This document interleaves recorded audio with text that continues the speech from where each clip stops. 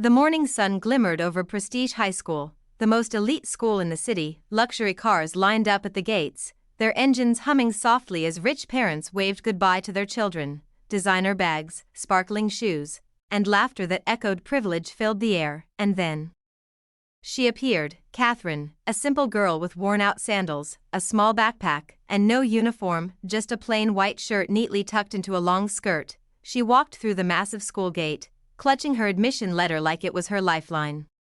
Every step she took felt heavier as heads turned, whispers rose, and mocking eyes followed her. "Who's that girl?" One voice sneered. "She looks local." Laughter rippled through the courtyard. Vivian, the queen bee of Prestige High, leaned against her red convertible, twirling her hair with a smirk. "Scholarship student," she said loudly enough for everyone to hear. "Poor people do get fortunate sometimes." Her squad, the Lollipops, giggled in perfect sync, 6 glamorous girls in matching diamond pins and glossy lips. They walked like they owned the world, striking poses for photos in front of their cars. Vivian turned to them with her usual arrogance. "Ladies, remember," she said, flipping her long hair, "no one sits with us unless she shines." And they all laughed again. Inside the school, everything glowed: marbled floors, golden lockers, paintings on the walls. Katherine's reflection in the glass showed the truth she tried to hide. She didn't belong here. Still, she held her chin up and whispered to herself, "You got here because you earned it, Katherine. Keep your head high." A sudden cheer broke through the hallway. The crowd parted, and then he walked in. Henry, the school's golden boy, tall, handsome, confident, holding a basketball in one hand. His presence alone made hearts race. Vivian's eyes lit up as she whispered to her friends, "My man looks good today." But Henry didn't even glance her way. He walked straight past, his gaze calm and unbothered. The rejection stung, and that only made Vivian's hatred for Katherine grow, even before the poor girl had done a thing. Later that morning, Katherine was called to the school office. The principal's secretary smiled apologetically. "Your uniform isn't ready yet, dear. The tailor had some delay. You can wear your regular clothes for now."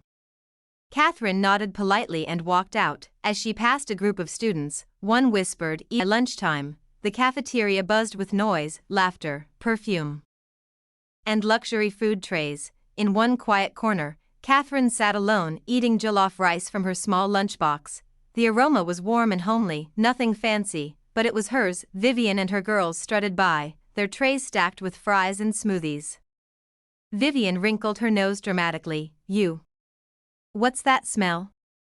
she said, loud enough for everyone to hear. The girls burst into laughter. Katherine paused, looked up at them, then smiled faintly and continued eating. That smile was quiet, but it said everything. "You can mock me all you want, but you won't break me." And in that moment, without anyone noticing, a storm was beginning to form, because the poor girl no one respected was about to change everything in Prestige High. Episode 2, the beginning of something unexpected. Days passed at Prestige High. Katherine was beginning to find her rhythm, staying quiet, studying hard, keeping to herself. She'd learned to ignore the whispers, the stares, and even the cruel laughter.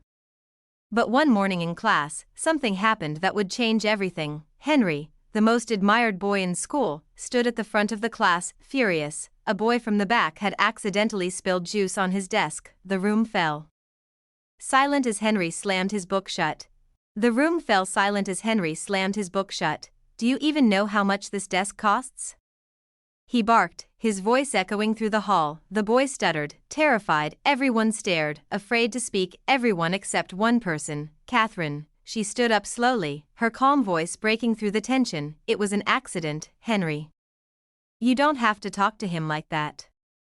The entire class gasped. No one ever stood up to Henry, not the teachers, not the prefects, and definitely not a poor scholarship student. Henry turned, shocked. For a moment, he didn't know what to say. Her courage caught him off guard. "You're defending him?" he asked. "Yes," she replied firmly. "Because you're being unfair." The class whispered. The golden boy had just been challenged by her, and instead of lashing out, Henry smiled faintly. "Fine," he said quietly. "I'll let it go." The room froze. the mighty Henry Lawson, obeying her. When she sat down, he couldn't stop glancing at her, that same girl who had no fear in her eyes, no shame in her voice. Something about her was different, but by break time, Henry decided to play it cool. He walked up to her desk with a smirk and said, "You're too bold for someone who wears the same cardigan every day." Katherine frowned. "At least it's clean." Henry chuckled, then reached forward and snatched it off her chair. "Let's call this your punishment for daring me."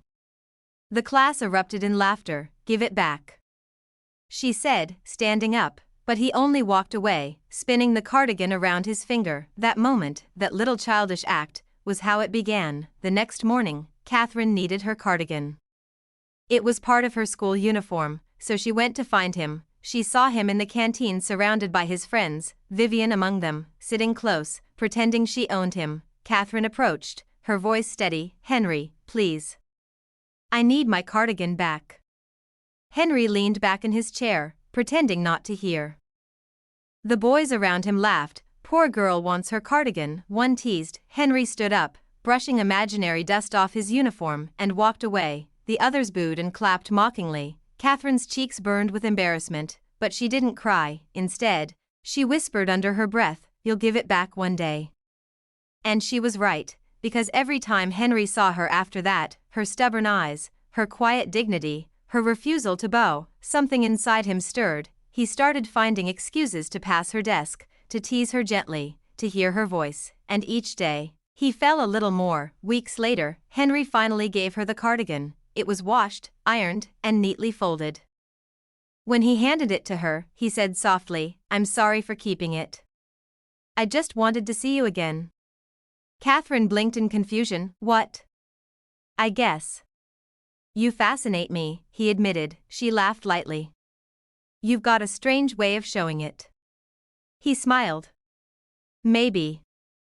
But I like you, Katherine." Her smile faded.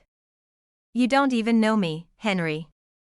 And you're not my type."